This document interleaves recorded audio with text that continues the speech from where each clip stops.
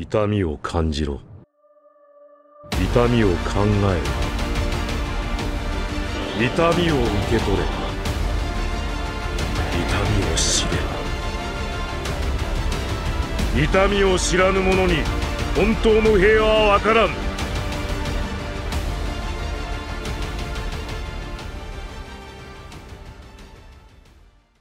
Wesh, wesh, canapèche, c'est Aspros et enfin on va aborder ce combat. N'importe quel fan de Naruto s'est déjà posé au moins une fois la question, qui est le plus fort de l'Akatsuki? Peu importe notre niveau de maîtrise dans l'art du débat, il n'y a que 3 noms qui peuvent ressortir du groupe comme favoris pour être le plus puissant: Itachi, Pain et Obito. Sur cette chaîne, on a quasi fait toutes les combinaisons possibles, Itachi contre Obito et Itachi contre Pain. Je pense qu'Itachi est inférieur et à Obito et à Pain, ce qui fait qu'il est tout naturellement 3ème. Et la dernière combinaison qui manque, c'est Obito contre Pain, le chef de l'Akatsuki contre le chef de l'Akatsuki. Et vous savez, ce débat il est super intéressant parce que je pense que les deux étaient destinés à s'affronter dans le manga. Dès lors que tous les bijoux auraient été capturés, les deux camps se seraient affrontés. Obito voulait utiliser les bijoux pour mettre en œuvre son projet œil de la lune et Nagato voulait créer une arme de dissuasion et persuasion pour éviter les conflits. Sauf qu'évidemment, si l'un exécute son plan, l'autre ne le pourra pas, donc il y aurait forcément eu un affrontement entre les deux. D'ailleurs, Conan a préparé le terrain en amont en prévision de ce jour, donc c'est assez facile d'imaginer que c'était pareil avec Nagato. Mais bref, comment on va s'organiser? Eh ben en fait, j'ai pas envie de faire un débat classique en mode je présente les chances de chacun de vaincre l'autre parce qu'en vrai, je trouve qu'il n'y a pas vraiment de débat. Alors, toute proportion gardée bien évidemment, mais c'est comme si je disais Shoji va affronter Hashirama. Ce serait inutile de dire ouais, mais Shoji avec ses ailes de papillon est probablement plus fort physiquement qu'Hashirama.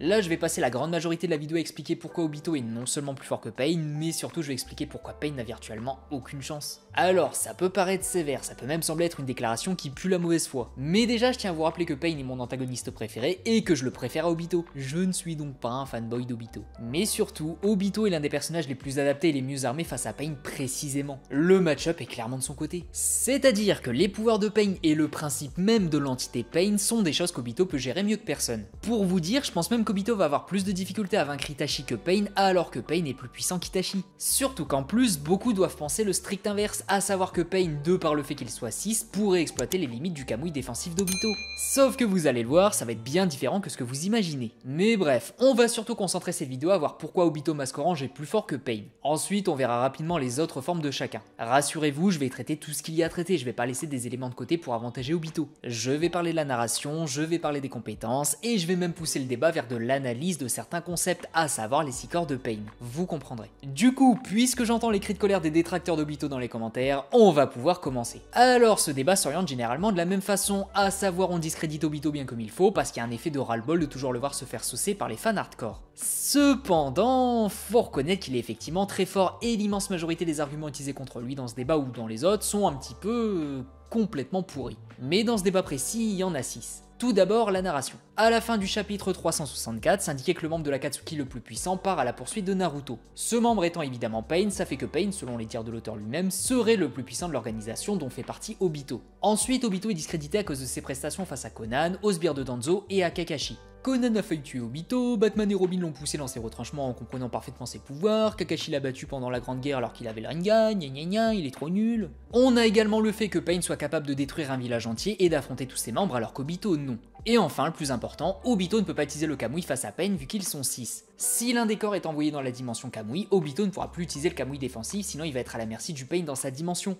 Et du coup, en 5v1 sans le Kamui, il pourra jamais gagner. Ça, c'est tous les arguments entre guillemets. Sauf qu'en vérité, aucun de ces arguments n'est réel et pertinent. On va effectivement analyser tout ça avant d'attaquer le match. Donc, l'auteur a dit, le plus fort de l'Akatsuki part à la poursuite de Naruto. L'Akatsuki étant un groupe composé de Pain et d'Obito, ça fait que Pain est plus puissant qu'Obito. Mais bon, faut comprendre plusieurs choses. Déjà, l'auteur à ce moment-là du manga a été assez évasif sur l'identité de Toby et sur sa puissance réelle. Par exemple, c'est indiqué dans le 3ème databook que plus personne n'est censé pouvoir contrôler Kyuubi. Sauf qu'Obito l'a fait 16 ans plus tôt, du coup, on part du principe qu'il est moins compétent avec ses yeux avec 16 ans d'expérience en plus. Le databook a protégé l'identité de l'homme masqué ici. Et niveau implication, Obito était plus un conseiller ou un patron pour Nagato, pas réellement un membre. Genre Obito ne partait pas en mission comme les autres membres, c'est lui qui tirait les ficelles. Du coup, je doute que l'auteur se soit amusé à inclure Obito dans cette déclaration. Surtout que des éléments contraires sont utilisables aussi. Par exemple, Minato a vu la puissance de Pain et pourtant il était en mode « Pain il est vraiment fort hein, mais fais vraiment gaffe à l'homme masqué, c'est lui la vraie menace ici !» En plus, Minato voulait que Naruto utilise la puissance de Kyuubi pour vaincre l'homme masqué. Contre Pain, il n'y avait pas tant besoin que ça. Et sinon, Sasuke Ebi est censé pouvoir prendre de vitesse n'importe quel membre de l'Akatsuki selon le databook écrit par le même auteur. Mais quand Sasuke a attaqué Obito en mode guignol, il a pas réussi à le toucher. Du coup, l'identité de Toby a clairement été protégée et je pense que la déclaration sur la puissance de Pain ne devrait pas inclure Obito. Bref, on a ensuite la prestation d'Obito face à Conan. En résumé, si Conan a pu mettre Obito dans le mal à ce point, imaginez Pain qui lui est largement supérieur. Le problème c'est que là, on oublie le match-up, mais surtout les circonstances. Déjà, je vous rappelle que Pain n'est pas Conan. Lui, il a aucun moyen de capitaliser sur les fameuses 5 minutes consécutives du Kamui. Pour rappel, Obito ne peut pas rester dématérialisé plus de 5 minutes consécutives. Conan a créé une mer de parchemins explosifs et ces derniers ont explosé en continu pendant 10 minutes. Mais très franchement, Pain ne peut pas reproduire cette dinguerie. Lui, ses pouvoirs ne lui permettent pas d'attaquer en continu de la sorte. Les parchemins explosifs étaient dans une chaîne d'explosion continue alors que les pouvoirs de Pain sont plutôt des capacités one-shot. Au mieux, faudrait partir du principe que les 6 corps soient capables d'attaquer au corps à corps non-stop pendant 5 minutes. Mais Obito peut juste bouger. Pour rappel, il peut courir en étant intangible. Ça fait que le transpercer pendant 5 minutes consécutives, même quand on est 6, c'est quasi impossible. Aucun jutsu de Pain lui permettrait de profiter des 5 minutes de limite du Kamui d'Obito. Mais surtout, vous vous rendez compte que le combat n'était pas un véritable combat? Conan voulait tuer Obito quitte à se sacrifier. Obito, lui, voulait Conan vivante pour qu'elle lui révèle où se trouvent les Rinnegan de Nagato. Ça fait que d'entrée de jeu, Conan était censé mourir et Obito l'a sauvé. Normalement, le combat aurait dû ressembler à ça. Conan attaque, explosion, Obito utilise le Kamui, Conan est morte, point, fin du match, victoire d'Obito, difficulté rien du tout. Et même, Conan avait préparé le terrain. Ici, on fait s'affronter Obito et Pain sans forcément de préparation. Pain n'aura pas l'avantage de la situation qu'avait Conan, et dans tous les cas, il a pas 600 milliards de parchemins explosifs. Du coup, arrêtez de discréditer Obito pour ça. Il a géré 2 fois en sachant qu'il ne devait pas la tuer. C'était capital, au point même de se mettre en danger pour sauver Conan de sa propre explosion. C'est tout. Concernant le combat d'Obito contre Fu et Torune, c'est exactement pareil. Obito les a défoncés, ils ont littéralement rien pu faire d'intéressant alors qu'ils étaient 2. Fu et Torune attaquent, Obito esquive sans pression. Il tente un coup sur Fu et Torune le sauve grâce à des kunai. Notez d'ailleurs que les kunai n'ont servi qu'à empêcher Obito d'attaquer, ça lui a littéralement rien fait. Là ils ont compris qu'il est obligé de choisir entre l'attaque ou la défense. Le fait d'être à 2 les avantage puisque l'un peut attaquer pendant que l'autre le couvre. En faisant ça, Obito aurait des fenêtres de contre-attaque bien plus réduites. Et il s'est passé quoi après? Obito les a feintés, Fu a été blessé par Torune. Ensuite Obito s'est téléporté derrière Torune et l'a envoyé dans la dimension Kamui. Ensuite il a utilisé le Kamui sur Fu. Fin du match. Vous appelez ça comment vous? Parce que chez moi on appelle ça une fessée. Les sbires de Danzo ont compris le fonctionnement du Kamui mais ils ont pas pu utiliser ces informations vu qu'Obito leur était de très loin supérieur. Et je vois beaucoup le fait que des gens considèrent que ce match était difficile pour Obito parce qu'il a perdu un bras. Mais en quoi c'est un problème? Pour utiliser le Kamui, Obito doit avoir un contact physique avec la victime. Torune ne pouvait pas être touché sans se faire contaminer. Pour utiliser le Kamui sur lui, il devait sacrifier un bras. C'est tout. Et Obito n'a que faire d'un bras vu qu'il a une armée de Zetsu prêt à lui fournir un nouveau bras. Et même, reprenez le contexte, Obito devait se débarrasser rapidement des sbires pour laisser Danzo à Sasuke. Les Kage n'étaient pas loin, fallait faire vite. Si Obito avait trop traîné, Danzo aurait pu se mêler au combat et ça aurait pas été dans son intérêt de gérer Danzo. Il voulait que ce soit Sasuke qui s'en charge pour rendre ses pupilles plus puissantes. Et surtout, Obito les a gardés vivants. Il les a utilisés plus tard pour les Dotensei, mais je pense qu'il avait intérêt à les garder en vie. C'était des ninjas de la racine, imaginez les infos qu'ils avaient sur Konoha. Obito les a gardés prisonniers grâce à un genjutsu, donc ça ne me paraîtrait pas étonnant qu'il ait tenté de les faire parler. Ce qui me fait dire ça, c'est qu'il a réussi à poser sa main sur Torune. Du coup, il aurait pu utiliser un petit outil ninja. Un outil qui aurait permis de tuer Torune sans le toucher avec sa main directement. Un petit objet pointu qu'il tiendrait dans sa main et dont la vitesse d'attaque serait égale à celle d'Obito lui-même. Vous voyez de quoi je parle ? Il aurait pu le décapiter avec un kunai sans pression. Donc bon, peu importe comment vous regardez ce combat, Obito les a fumés. Après, on a le combat contre Kakashi. Oh mon dieu, Kakashi a réussi à battre Obito Rinnegan, alors Obito battre Pain, impossible. Obito était dans sa dimension Kamui, donc il pouvait pas utiliser son pouvoir principal. Il a aussi fait en sorte que Kakashi lui transperce son cœur pour briser le sceau de Madara. Ça a été dit, c'est ni plus ni moins le combat Itachi Sasuke, il a manipulé le combat pour qu'il aille dans son sens. Donc arrêtez avec ça. Ensuite, on a le fait que Pain soit capable de détruire un village entier alors qu'Obito non. Très honnêtement, je sais même pas comment justifier ça tellement ça me paraît absurde. Mais bref, Temari enfant peut retourner une forêt avec une seule attaque. Est-ce qu'elle est plus forte que Kakashi? Voilà. Le style de combat de Pain permet de détruire à l'échelle d'un village. Le style d'Obito permet de vaincre un ennemi en contournant totalement sa durabilité. C'est deux styles bien différents et le style plus destructeur n'est pas forcément plus puissant que celui en finesse. Et enfin, le plus gros des arguments, si Obito envoie un Pain dans sa dimension Kamui, il ne pourra plus l'utiliser. En effet, la dimension dans laquelle Obito envoie les corps et la dimension qu'il utilise pour envoyer son propre corps sont les mêmes. Pendant la guerre, Obito avait envoyé Kakashi dans sa dimension Kamui. Quand il a utilisé le Kamui pour transporter son abdomen, il se trouve que son abdomen s'est retrouvé en face à face avec Kakashi qui a pu le taper. Ça fait que si un corps se trouve dans la dimension Kamui et qu'Obito y transfère une partie de son corps pour se protéger, alors le corps pourra attaquer la partie du corps en question. Pain étant une entité de 6 corps, ça fait qu'Obito va devoir utiliser son Kamui pour tous les envoyer dans la dimension à la suite. Mais s'il en envoie un seul, il ne pourra plus utiliser le Kamui défensif au risque de se faire blesser, voire tuer par le corps de Pain prisonnier dans la dimension. Pain est donc très adapté contre Obito vu que le Kamui, donc sa capacité principale, serait inutilisable très rapidement. Alors ça, c'est étrangement un bon argument, mais qui s'appuie sur une incompréhension de comment fonctionnent les Pain.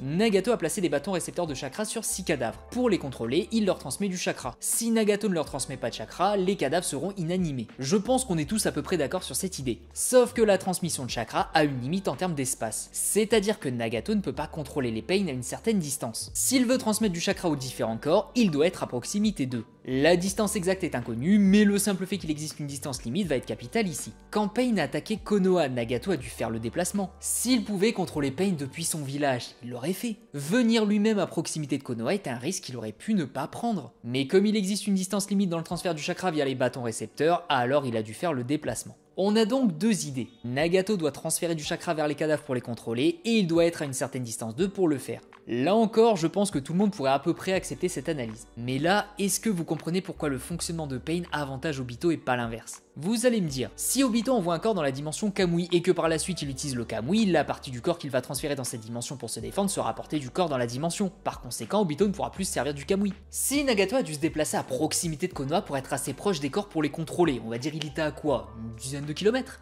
On va être très généreux, on va même dire 100 km. Et vous pensez sincèrement que Nagato peut transférer son chakra à un corps bloqué dans une autre dimension? C'est pas genre il sera un petit peu éloigné, c'est qu'il existerait carrément plus dans le monde réel. Les gens envoyés dans la dimension Kamui sont envoyés à une distance incalculable. C'est en mode ils sont juste plus là. Nagato aura beau tenter d'envoyer du chakra, ça servira à rien. Le corps de Pain qui sera envoyé dans la dimension Kamui sera juste inatteignable. Non seulement à cause de la limite en termes de distance, mais également à cause du fonctionnement même de la dimension Kamui. Le databook précise que la dimension Kamui est une dimension scellée. Dès lors que t'es dedans, tu ressors plus, sauf si t'as toi-même le Kamui. 100% des personnes qui ont pu s'échapper de la dimension Kamui avaient le Kamui. C'est tout. Donc le lien entre Nagato et le corps de Pain sera immédiatement tranché. Le corps va redevenir un cadavre inanimé. Et c'est pour ça qu'Obito est le pire match-up pour Pain. Il a même pas besoin de vaincre les corps, il peut juste les envoyer dans sa dimension et ce serait fini. Parce que vraiment, je sais que beaucoup considèrent que si un des corps de Pain se trouve dans la dimension Kamui, le match il est fini. Mais du coup, vous considérez vraiment que Nagato peut contrôler Pain à travers une autre dimension scellée, mais il est obligé d'aller à proximité de Konoha pour les contrôler? C'est illogique. J'espère que c'est surtout que vous n'avez jamais réfléchi au fonctionnement des 6 corps de Pain. Nagato ne peut juste pas contrôler les 6 corps de Pain dans une autre dimension, d'autant plus si la dimension est scellée. C'est le principe même des 6 corps de Pain. Il a une distance limite de base et là on tente de le faire contrôler ses corps dans une toute autre dimension. C'est impossible. Mais voilà, on va pouvoir passer à la boucherie. Comment Pain peut vaincre Obito? Bon, en vrai, loin de moi l'envie de sous-estimer Pain ou autre, mais ses bras sont trop courts pour boxer avec Dieu. Il va se faire rouler dessus. On va voir chaque corps en individuel. Tendo ne va rien faire à Obito. La répulsion ne peut pas blesser un être aussi résistant qu'Obito qui possède les cellules d'Hashirama. D'ailleurs, même Kakashi a pris 2 Shinra Tensei en pleine poire et ça l'a même pas tué. Imaginez Obito qui se soigne en permanence. L'attraction ne servira à rien non plus vu qu'il peut se téléporter ailleurs même en mouvement. Et c'est en admettant que l'attraction passe malgré l'effet de dématérialisation. Concernant le Chaotic Shinra Tensei et le Shibaku Tensei, ça nécessite de désactiver les autres corps et le Kamui va lui permettre de survivre d'un claquement de doigts. Sauf que ça va forcément abîmer les réserves de Nagato et ça ne fera quasiment rien à Obito. Ce corps n'a juste aucune chance. Shurado non plus ne va pas faire grand chose. Ses armes pourront peut-être blesser Obito, mais faudra assumer qu'il se laisse toucher et c'est clairement plus facile à dire qu'à faire. Je suis même pas sûr qu'il ait besoin du Kamui contre lui. Shikoshudo est le plus pratique selon moi, mais c'est vraiment en mode tu t'es fait arracher la jambe et c'est mieux d'essuyer la plaie avec un mouchoir qu'avec une feuille d'arbre. C'est mieux, mais c'est pas forcément très efficace pour autant. Ça va ajouter de la pression à Obito, mais Obito est intangible. Les invocations vont jamais le toucher. Y a que le caméléon qui va être dérangeant, mais les autres ne vont servir à rien si ce n'est de rajouter des champs de vision. Et ça, c'était les Pain adaptés au combat. C'est misérable. Parce que les Pain d'après, c'est ceux de soutien, et eux n'ont absolument rien. Gakido peut absorber le chakra. Ok, très bien. Obito n'utilise pas d'attaque à base de chakra. Il utilise juste le Kamui. On n'absorbe pas le Kamui. Et s'il essaie d'absorber le chakra d'Obito directement, faut être capable de l'immobiliser pendant qu'on lui vole tout son chakra. Immobiliser Obito. Je répète, immobiliser Obito, monsieur intangible. C'est à peu près aussi faisable qu'un barbecue dans l'espace. Elle était technique celle-là. Pareil pour Ningendo. Son truc à lui c'est de voler l'âme. Comment tu touches Obito en étant Ningendo, un corps infiniment plus lent que Jiraiya? Bah tu peux pas. Et Jigokudo c'est pareil. D'ailleurs, Jigokudo s'est fait battre par Konohamaru. Je pense que ça devrait aller pour Obito. En individuel, aucun des corps n'a de chance de faire sourciller les sourcils d'Obito. Mais en 6 contre 1, c'est totalement différent. Enfin, excusez-moi, je voulais dire que c'est totalement pareil. Obito est capable de réagir à une attaque surprise du Raikage. Le Raikage possède une vitesse qualifiée de divine selon le databook. Rien que ça. Il a pu réagir à l'attaque de Minato dans sa tête. Il avait 16 ans de moins et c'est Minato. Obito peut juste rester dématérialisé pendant que les Pain attaquent, il peut analyser la situation avec ses yeux et dès qu'il y a une ouverture, il attaque. Les Pain n'ont pas la possibilité de le mettre sous pression pendant plus de 5 minutes dans le sens où il peut se déplacer et être dématérialisé en même temps. Ils n'ont pas la possibilité de le prendre de vitesse comme Minato avec l'Iraishi niveau 2. Et ils n'ont pas la possibilité d'envoyer un corps dans la dimension Kamui pour le gérer. Officiellement, Pain n'a rien pour vaincre Obito. J'arrive même pas à imaginer une seule condition de victoire pour Pain. Il n'a absolument rien pour inquiéter ce Obito. Et à l'inverse, Obito peut vraiment l'exterminer. Déjà niveau vitesse de déplacement, Obito est bien au-dessus de chaque corps en individuel. Pendant la Grande Guerre, il pouvait prendre de vitesse à peu près n'importe qui, Naruto Kasem y compris. Et pendant le Conseil des 5 Kage, il a été si rapide qu'il a pu entrer dans le Jinton, attraper Sasuke, l'envoyer dans sa dimension Kamui et lui-même se téléporter sous les yeux d'Onoki sans qu'il ne remarque ce qu'il s'est passé. Ça veut dire que s'il décide d'attaquer un des corps, il va pouvoir l'absorber. L'absorption d'un corps est très rapide, il a absorbé Sasuke dans une fenêtre d'action ultra étroite et c'est passé. Il va forcément réussir à envoyer au moins un corps dans sa dimension Kamui. Et c'est là que ça va devenir terrible. S'il envoie un corps dans sa dimension, le corps sera inutilisable. L'entité Pain va donc perdre un corps. Moins de champ de vision, moins de pression, moins de capacité à gérer, moins de corps à affronter. En plus, le corps ne sera pas réparable. Si Naruto Hermite a pu prendre de vitesse Shurado alors que tout le monde le regardait, imaginez Obito. Il va forcément réussir à prendre un corps, puis un autre, et ainsi de suite jusqu'à ce que Pain soit intégralement vaincu. Mais là où c'est encore plus terrible, c'est qu'Obito connaît forcément les capacités du Rinnegan, et il sait quel corps prendre à quel moment pour se faciliter la vie. Donc il se téléporte devant, derrière, en dessous d'un corps de Pain, peu importe. Il l'absorbe et le corps est fini. Et pour ceux qui ne sont vraiment pas convaincus par ce principe, je peux même aller plus loin. Si on part du principe que la dimension d'Obito n'auront pas le lien entre Nagato et Pain, qu'est-ce qui empêcherait Obito de se téléporter loin du champ de bataille, de faire sortir le corps de Pain et de l'affronter en 1 contre 1 ? Aucun corps en 1 contre 1 n'a de chance contre Obito, même pas Tendo. Donc il a juste à faire ça 5 fois. Et plus il le fera, moins il y aura de Pain et plus ce sera facile à mettre en place. J'ai même pas besoin de parler du Mokuton ou ce genre de choses. Kamui GG, fin du match, retour au vestiaire. Obito est d'un tout autre niveau en tout. Il est plus intelligent, il a plus d'expérience, il a une technique qui contre parfaitement celle de Pain, il va le gifler. Nagato est juste plus endurant qu'Obito, et encore j'ai pas l'impression qu'on ait vu les limites de son endurance. Parce que oui, Obito n'utilisait pas les pouvoirs du Rinnegan pour économiser son chakra, mais c'est surtout parce que ses adversaires savaient comment le contrer. Le ratio bénéfice-coût aurait été mauvais pour lui, et je vous rappelle qu'il contrôlait 6 bijoux en même temps. Bref, c'est pas le sujet dans tous les cas. Obito est clairement plus fort que Pain, non seulement par rapport à leur puissance respective, mais surtout à cause du match-up. Minato peut séparer les Pain et les affronter en 1 contre 1. Obito n'a même pas besoin de se casser la tête, il les absorbe, point. Pain va se faire rouler dessus. Et vous vous doutez bien du résultat entre les Obito d'après le Obito Masque Orange. Obito Rinnegan a réussi à gérer Naruto Kasem 2, Kakashi, Guy et Killer Bee en même temps et il ne s'est fait toucher que parce que Kakashi possède également le Kamui. Pain n'a pas moyen de mettre autant de pression que ces 4 là. Obito va le no-diff. Obito double Mangekyou Sharingan, c'est Obito Masque Orange mais qui utilise le Kamui 2 fois plus vite. C'est-à-dire que quand le Raikage l'a attaqué, il aurait eu le double du temps pour contrer. Quand Minato s'est fait aspirer, il n'aurait eu que la moitié du temps pour contrer. Et je ne parle même pas de sa capacité à sniper les corps à distance. Pain va se faire taper mais comme jamais. Et je vais être gentil, je ne parlerai pas de Jubito. Obito Masque Jaune est un petit peu plus intéressant. Étant donné qu'il est moins expérimenté et moins habile avec son Kamui, sa vitesse de dématérialisation et d'aspiration pourrait être moins rapide que quand il a son masque orange. Mais faut se rendre compte qu'il a failli aspirer Minato, et Minato est genre dans une toute autre catégorie que Pain niveau vitesse. Je pense que niveau match-up, Obito a beaucoup trop l'avantage sur Pain. Le fait qu'il puisse désactiver les corps en les aspirant le rend presque imbattable pour Pain. Le principe de Pain est désavantagé contre Obito. L'entité Pain peut voir sa puissance globale diminuer en perdant un corps. Obito n'a même pas besoin de les détruire, il peut juste les aspirer et ils seront HS. Donc fatalement, Pain va se faire pincer les fesses. Contre Masque Jaune, il a un petit peu plus de chance, mais je ne le vois pas lui poser trop de difficultés. Au maximum, c'est difficulté moyenne. Mais bref, Obito, peu importe la forme, détruit Pain sans pression. Mais qu'en est-il de Nagato? On va prendre en compte sa version Edo, vu que c'est celle qui a montré le plus de choses. Nagato, lui, n'a pas la possibilité de voir sa puissance globale diminuer. Aussi, il va être capable de gérer la vitesse de ninja vraiment rapide, genre Naruto KCM. Nagato est beaucoup, mais genre beaucoup plus adapté que Pain pour affronter Obito. Nagato est un ninja sensoriel, il risque forcément de sentir les déplacements d'Obito et il aura la vitesse pour y réagir. En plus, le fait d'avoir tout son arsenal dans un seul corps va lui permettre de combiner ses pouvoirs pour essayer de mettre un petit peu de pression à Obito. Même si, voilà, les pouvoirs de Nagato ne sont pas super efficaces contre Obito, j'en ai parlé un petit peu plus tôt. Ça va aussi dépendre de la vitesse de Ningendo. Si Nagato est capable de se cacher dans son caméléon et qu'il débarque derrière Obito en Tsum Tsum pour lui arracher son âme quasi instantanément, là il pourrait peut-être faire suer Obito. Mais c'est, je pense, le seul scénario possible. Obito va marcher vers Nagato, attendre qu'il y ait une fenêtre d'action et l'aspirer dans sa dimension Kamui. Le manque de mobilité de Nagato est assez désavantageux également contre Obito vu qu'il peut apparaître à côté de lui à volonté, même si je pense que Nagato se fera pas juste aspirer sans rien faire. Il va réussir à contrer, potentiellement plusieurs fois, mais il finira fatalement par se faire avoir. Faudrait vraiment voir un potentiel Nagato vivant en pleine santé sans problème de mobilité, mais ce Nagato n'existe pas. Quand il a affronté Hanzo, il était clairement pas aussi à l'aise avec son Rinnegan que par la suite. Mais bon, si on devait créer ce Nagato en mode Nagato en pleine forme et avec sa maîtrise du Rinnegan, ouais. Peut-être qu'il a ses chances contre Obito Masque Orange. Mais c'est un peut-être en mode vos parents qui vous disaient peut-être quand vous leur demandiez d'aller au McDo. Ce genre de peut-être...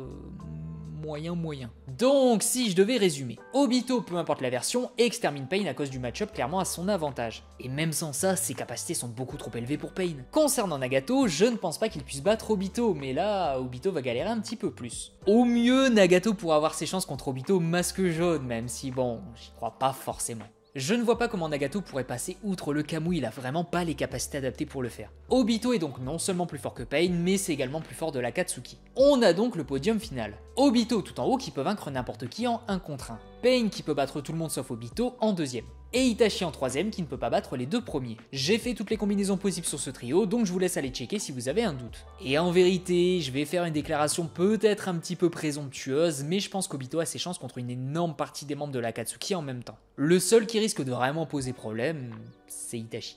Mais voilà, cette vidéo est maintenant terminée. Selon vous, est-ce que ce cher Aspros divague totalement? On en discute dans les commentaires. Mais allez, des bisous les gens, prenez soin de vous, et on a enfin dépassé les 7000 abonnés. Allez vas-y, je vous invite tous dans mon appart pour le nouvel an, 65 mètres carrés. Ah, qu'est-ce qu'on est serré au fond de cette boîte, chante les